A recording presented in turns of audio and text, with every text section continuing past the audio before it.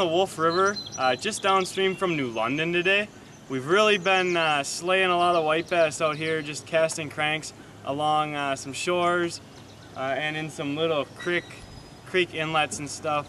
So we're gonna just take you along here and show you what we've been doing, and hopefully we'll catch a whole bunch tonight. All right, well, I took a couple casts with a crankbait, didn't have any luck, so I decided to throw out a three-way rig with a few flies on here, and I got bit after a few casts. We haven't really found the hot spot yet, but we're getting a couple bites, so we'll just keep moving around here until we find a good school of them. Alright, so we've been catching our fish on a mix of crankbaits and three-way fly rigs. Now the crankbaits are pretty straightforward, but the three-way fly rigs, not everybody necessarily understands exactly what that is. So I'm going to explain it here.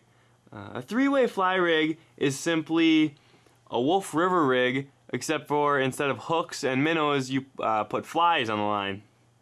So making one is quite simple. All you have to do is start with a three-way swivel like your standard Wolf River rig would have. On one arm of the three-way swivel, you need to tie the line that goes to your rod. Then on another arm of the three-way, you tie a 12 to 16 inch dropper of, I usually use 10 or 12 pound monofilament, and on the end of that dropper you put a bell sinker. The weight of the bell sinker can vary between an eighth and a half an ounce depending on the current and depth of the area that you're fishing. And then on the last arm of the three-way, I usually for white bass start out with a length about a foot long of 8 or 10 pound mono or fluorocarbon.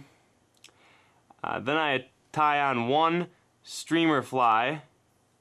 Then to the bend in the hook of that streamer fly, I tie another length of a foot of mono, and then another streamer fly onto that. And then repeat the process one more time, tying another 1 foot long length of line to the bend of that streamer fly, and then at the end of that line your last and third streamer fly. Since you're allowed 3 lines or hooks here in Wisconsin, you can pull 3 flies behind one rig legally. So that's about all there is to setting up the rig.